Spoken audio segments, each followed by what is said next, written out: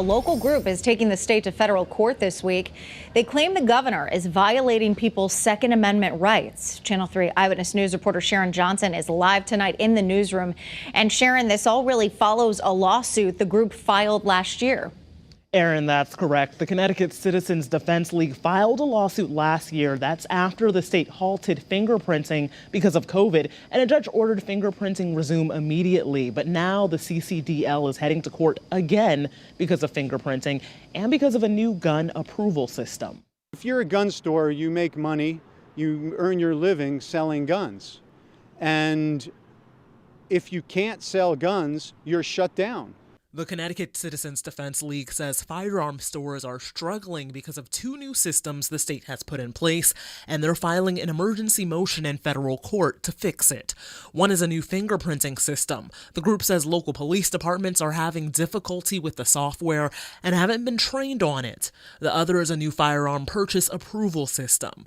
When someone wants to buy a gun, firearm licensees have to call the state through the system to get approval, but they say that system is down. Currently, that system has collapsed. Right now, there are gun stores that are calling literally thousands of times. I spoke with one store owner who asked to remain anonymous. He says the approval system is back up and running, but in the last 5 days, he only got connected twice. He also says customers are experiencing 2 to 3 hour wait times. There are FFLs and shops here in the state that are being deeply hurt. Brian Foley with Connecticut State Police says while the fingerprinting software is being updated, police departments can still use fingerprinting cards.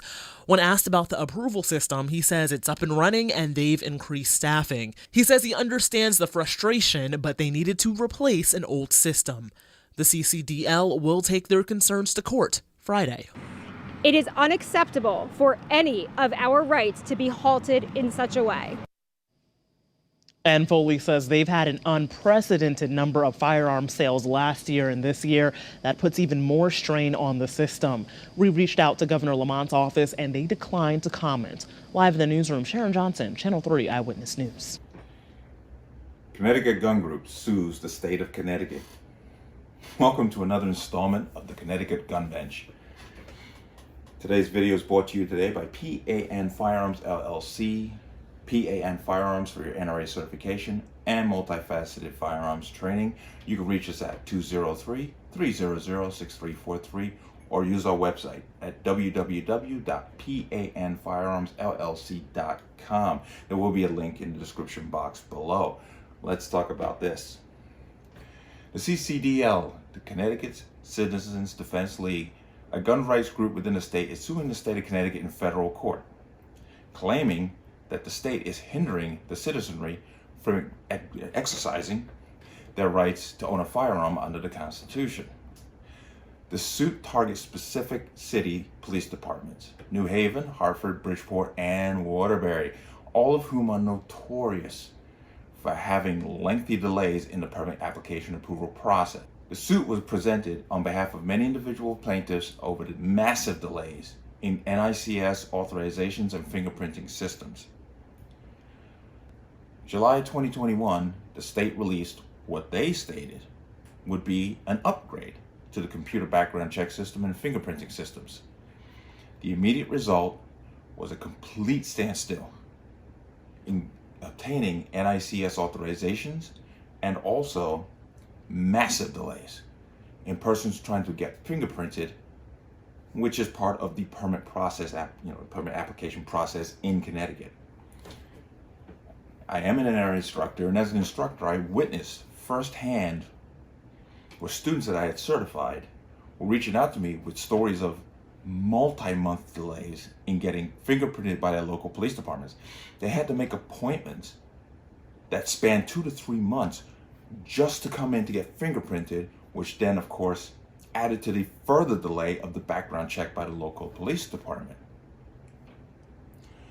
Once getting past the stage of getting their temporary, what they would call municipal permit, they had to then be subjected to another monthly delay of having to make an appointment to then be able to go in to the, whether it be their state trooper barracks or even the Department of Public Safety building in Middletown, to get permitted, to get their final license size permit. COVID was the reasoning used to justify the fingerprinting delays.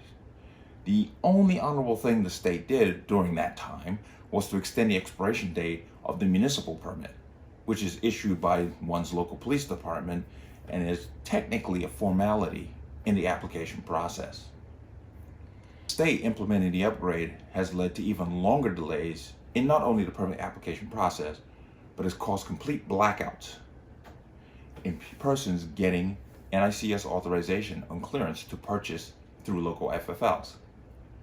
Connecticut is one of 13 states that uses the POC system, or full point of contact, when it comes to background checks. The POC enables the state to become a bureaucratic middleman in conjunction with the FBI in the authorization process.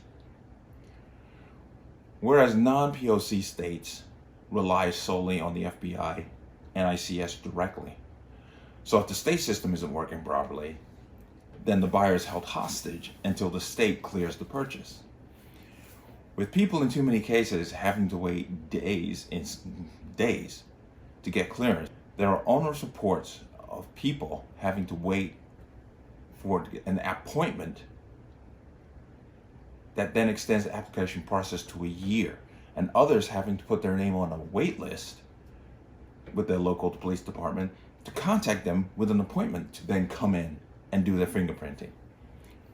All of this is a direct violation of the state's mandated 8-week timeline in order for an application for a pistol permit to be approved. Basically, the state is giving the impression that they're in no hurry to fix this upgrade, which has devolved into a category of the Afghanistan withdrawal, a complete debacle. Let me be clear, going forward, this is my opinion.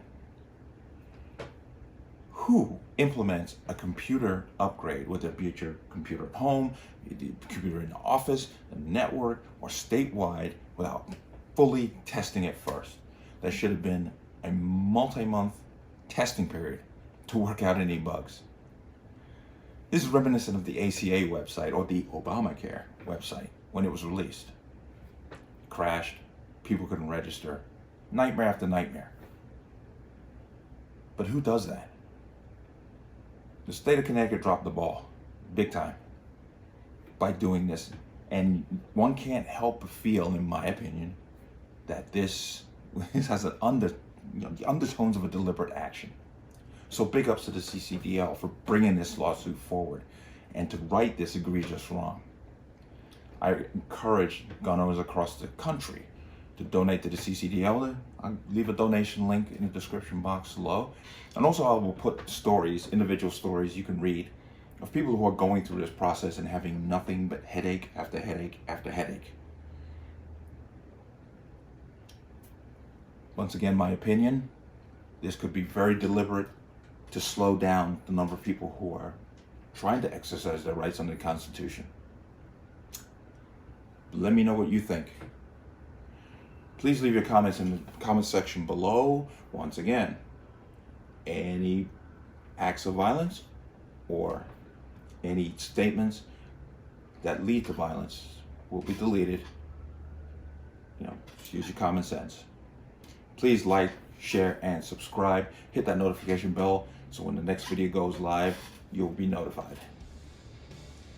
Peace.